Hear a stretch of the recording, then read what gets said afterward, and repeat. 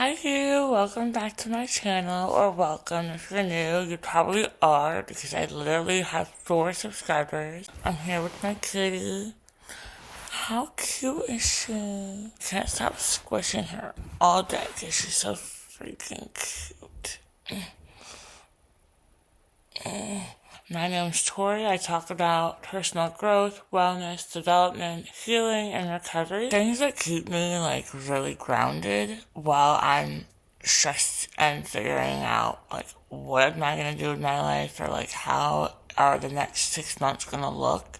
Having a supportive community that has been so crucial to my mental health, my stability, and this crazy schedule and process for me right now. And I'm not even talking about my friends or my family. I'm talking about where I'm spending the most of my time and who I'm spending my time with. And this is not a choice often for most people. Where you work, if you are working in a healthy environment. Because I would say 8 times out of 10, there's some toxicity in work environments. So I got super lucky because my internship, I had no complaints. Everybody is so supportive. I have to say, in class, with my school, with my internship, and with my job, it's been so super supportive. I really am so lucky to work in spaces where everyone is friendly and, wants to see you succeed. So I have been very blessed. I will say though that I think that when you struggle with your mental or physical health, whatever you're going through, your living situation also is such a big factor, and it's something that a lot of us don't realize until we're out of it. For example, things like autism, personality disorders, mood disorders. If you are living in an environment that is very unsupportive or very invalidating, harmful or toxic or abusive even, we don't realize how much more traumatized or vulnerable to trauma that we are even further. Again, that's also a huge privilege, is to be able to get out, because a lot of these situations you're not able to, you don't have the privilege.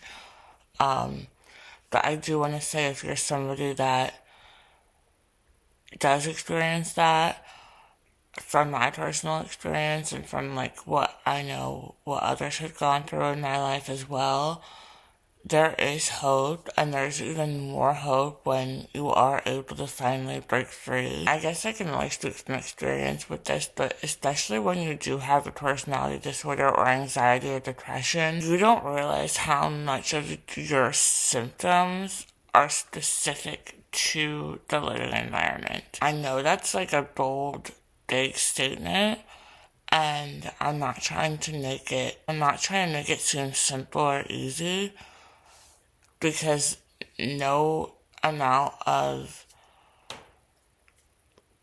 distance from toxic people or whatever is gonna heal you completely. But I will say that as long as you're doing the work, I do feel like you can only heal to a certain extent if you're still in a really toxic situation at home or wherever you are, or in a toxic relationship, like your friends or certain family members, or toxic romantic relationships. I just think that there's so much importance in cutting those people out for good, setting strict boundaries, and you might go back and forth for years with certain people with the no contact and whatever. It's all part of healing, but I can tell you from my experience and from, again, so many other people's testimonies that I know and love, these are such key components that we often overlook in terms of our healing and recovery, because people mean so much to us. when I started to take steps back and really embrace being isolated, because that was my whole thing, where I grew up as the only child. I had two siblings, but they grew up in a different house than me, so I was an only child in the house. I was always super lonely, so I always had friends around. I couldn't be alone with my own thoughts. I just felt like I lived, even to this day, I'm very lonely. I live a life of being very lonely and being alone. And so for me, it was incredibly hard to really distance myself from almost everybody in a way so that I can kind of take a step back and really assess the genuine people in my life and who actually care for my well-being and not what I provide to them, but how I am being supported, and even just accepting that sometimes friendships and relationships they come and go, even relationships with family, not feeling obligated to be consistent with relationships, or even be in relationships or close with people. And there doesn't have to be a valid reason. The other person doesn't have to be super toxic. It's okay to just not want to be someone's friend, or not someone to not want to be your friend anymore. People outgrow each other all the time. Years go by and you realize you just don't click with someone the same, or you realize they're not on the same path as you. And it's not even about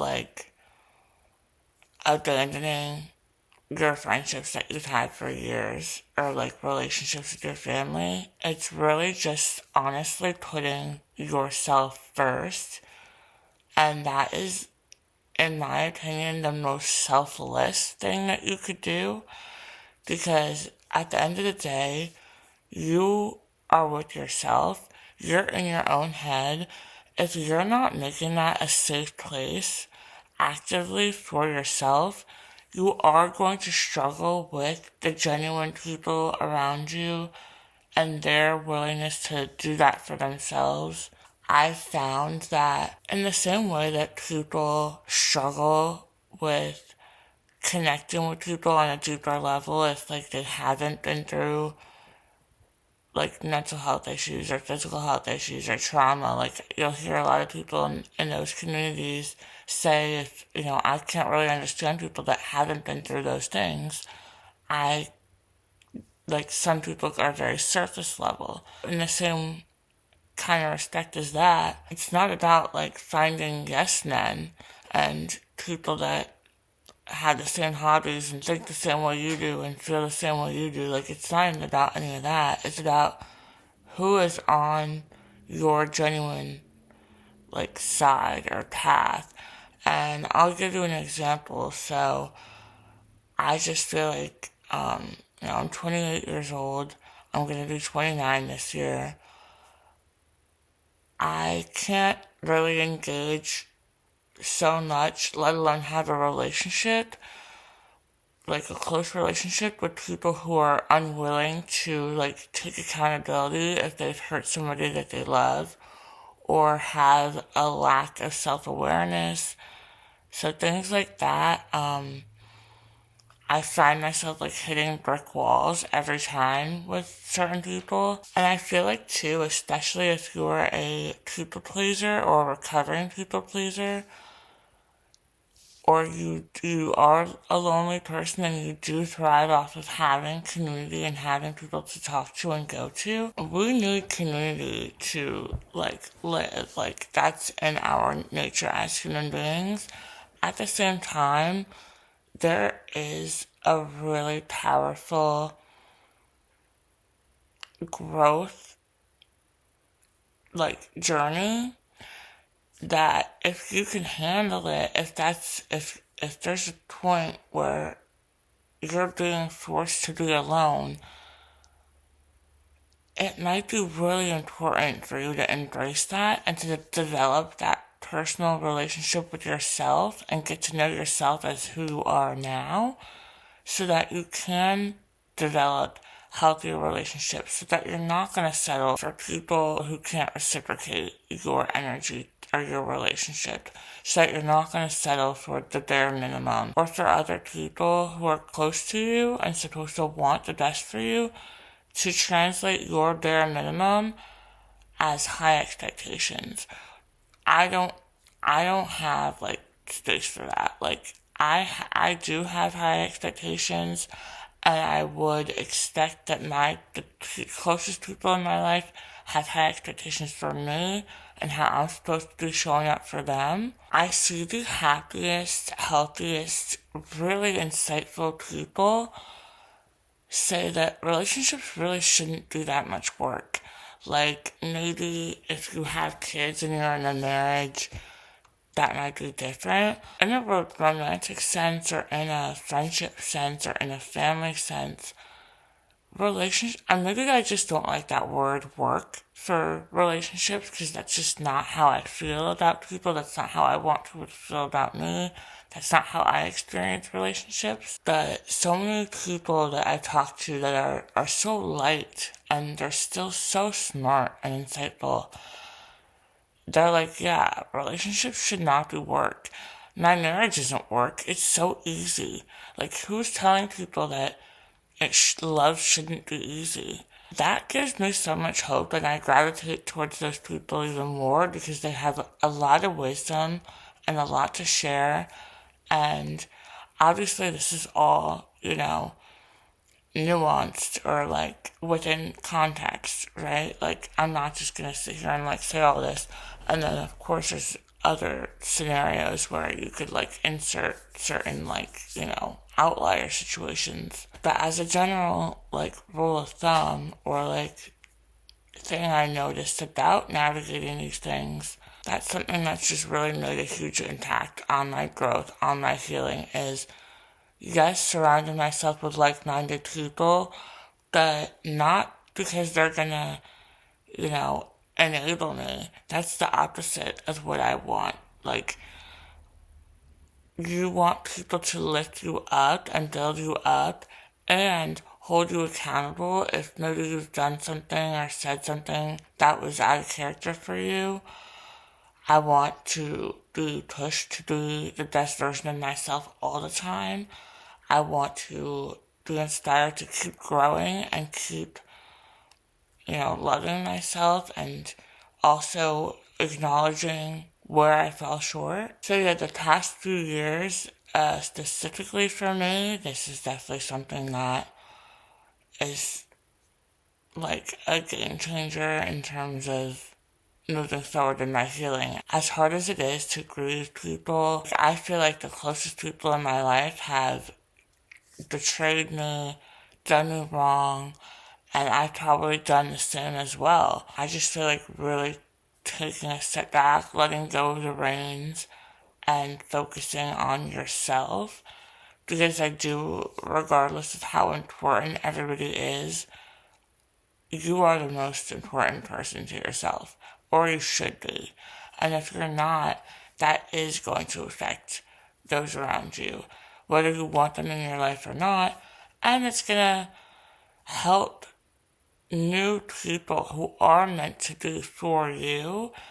It is going to allow them to come in, and then you'll have better boundaries, because that's the whole like not settling, is like when you know yourself well and you are confident in it, and you are ready to build more relationships with people, you're not gonna settle. You're gonna be able to notice red flags. You're gonna be able to notice, oh yeah, this type of person, I like to talk to them, but I wouldn't maybe tell them a secret. Just stuff like that. So important, especially as we're getting older and entering 30s, and like beyond. I think that your 20s is also like where all this stuff begins. So that's where I'm at today. Thank you so much for being here. I really appreciate whoever is watching, and hopefully we can start our little community together. I would love to get to meet new people and talk with new people about all this stuff and see what you guys learn along the way, and just, being there for each other and learning from people that also want to develop their sense of self and work towards being the best version of them. So I will see you in the next video, and have a good week.